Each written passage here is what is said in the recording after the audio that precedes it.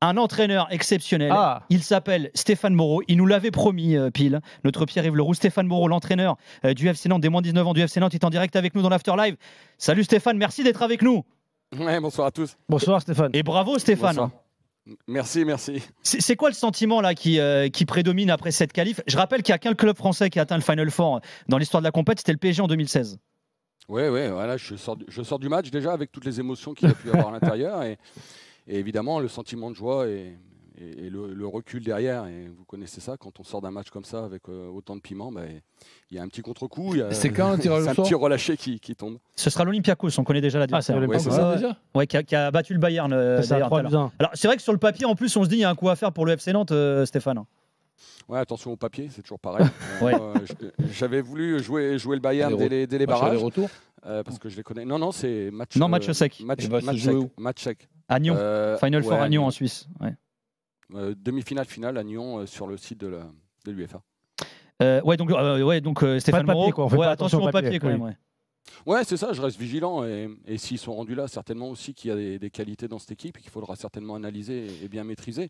Comme à chaque match, on est plutôt une équipe, on va dire, un peu surprenante dans cette compétition et que l'idée, c'est de garder nos valeurs et puis de le construire en fonction de l'adversaire en étant très juste dans l'observation déjà pour ne pas se tromper. Mais surtout pas s'attarder au papier. Je pense que c'est certainement déjà aussi une équipe de caractère. On connaît ces équipes-là, il y a de la personnalité. À nous de bien répondre. Stéphane Moreau, entraîneur des moins de 19 ans du FC Nantes qui viennent de se qualifier pour le Final Four de la Youth League, est en direct avec nous dans l'Afterlive. Vas-y Oussem. Stéphane, comment vous allez gérer les joueurs? Parce que franchement, j'ai vu des joueurs très talentueux que je ne connaissais pas. Et comment on gère quand on fait une épopée comme ça? On a le championnat des U19 et en même temps, il y a peut-être aussi des sollicitations de l'équipe professionnelle. Est-ce qu'il y a un discours et un échange avec Jocelyn Grouvenet, que tu me laisses certains joueurs, je peux t'en laisser quelques-uns? Comment on gère ça? Non, on avait déjà la présence de tout le monde du club sur le match. Après, oui, il y a évidemment des échanges, de l'observation. Après, voilà, il ne faut pas s'enflammer sur un match. On sait qu'une carrière, ça se construit. Et il y a aussi déjà beaucoup de choses à mettre en place sur la gestion, les émotions, le mental. Oui, c'est des bonnes expériences pour eux, pour s'enrichir. Maintenant, pour faire une carrière, ça se construit au fur et à mesure et chaque étape est importante. Alors voilà, c'en est une qui est plutôt positive et importante. Maintenant, pour autant, ça ne donne pas non plus des portes d'accès automatiques sur le niveau supérieur. Il y a un tel écart. Par contre, se servir de ça pour le construire, ça, c'est une bonne chose.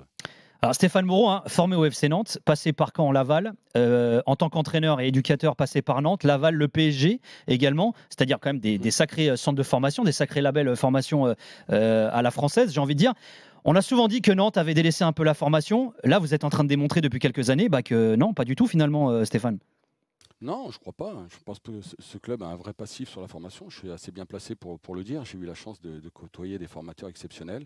Et c'est ce qui fait aussi certainement ma vision, ma philosophie par rapport à ce que je fais et ce que je ressens.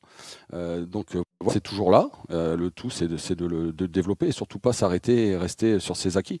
Le football est en perpétuelle évolution. Et le plus important pour nous, c'est de garder nos valeurs, mais en même temps d'être capable de s'adapter à la progression du jeu et du foot. Alors justement, puisque vous parlez de ça, je sais que vous êtes très sensible au style de jeu. Vous êtes un Denouexien, si je puis dire, c'est-à-dire les qualités tactiques, les qualités techniques plutôt que le physique, ce qui avait quand même été un problème pendant pas mal d'années, on va dire dans la formation à la française. Je schématise. C'est vrai, tu peux le dire. Dans les 10 dernières années, on a un peu perdu le fil de ça. Et c'est vrai que là, finalement, vous faites un peu partie de ces personnes, de ces éducateurs, ces entraîneurs qui renouvellent un peu ça aussi dans la formation française. J'ai toujours été construit à travers ça, déjà, dans les approches par rapport aux situations de jeu, et notamment dans l'intelligence et la compréhension entre les gens. Mais ça demande aussi de la complémentarité. Et c'est pas faire abstraction des aspects athlétiques. Et il suffit d'observer les matchs aujourd'hui pour se rendre compte que l'aspect athlétique est un élément important. Mais évidemment, ça va au service du jeu et surtout de l'intelligence qu'on peut y trouver. Et c'est vrai que quand on voit votre équipe jouer, et on va être très honnête, on l'a pas vu beaucoup jouer votre équipe cette année, mais là quand on a regardé le match aujourd'hui, on sent que la qualité première, et moi je prends beaucoup de temps à regarder les milieux de terrain, la qualité première qu'ils ont, c'est qu'ils lisent le jeu avant de jouer. Et c'est vrai que c'est de plus en plus surprenant quand on voit les jeunes jouer. Moi je me tue à dire que quand je vois des jeunes aujourd'hui, j'ai l'impression que c'est des stéréotypes, ils font tous la même chose, et ils lisent que quand ils ont le ballon. Et quand tu vois Gomez jouer, quand tu vois le petit Leroy, ils sont dans l'anticipation, ils sont dans la lecture du jeu, et c'est vrai que c'est très plaisant à voir. D'ailleurs, je vais même prolonger ta question. Il faut leur donner une certaine liberté finalement, c'est-à-dire qu'il faut les encadrer, mais laisser quand même l'esprit, la créativité s'exprimer aussi finalement, Stéphane. Oui, ça c'est vrai, vous avez raison. Mais le jeu est fait d'anticipation. Nous, on est des artistes, hein, c'est pour ça qu'on dit ça. Nous, ouais, mais ça va. Le foot est un jeu d'artistes aussi, hein, donc il n'y a pas de problème. Vrai. Mais ce jeu d'artistes, il est fait de compréhension, d'anticipation.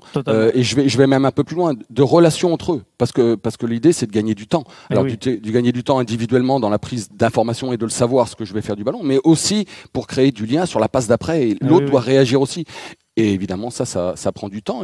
Mais voilà, à partir du moment où vous avez des gens qui sont dans 3 mots pour moi qui sont importants: écouter, comprendre, faire.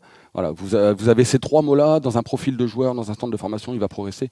Là, il n'y aura pas de souci.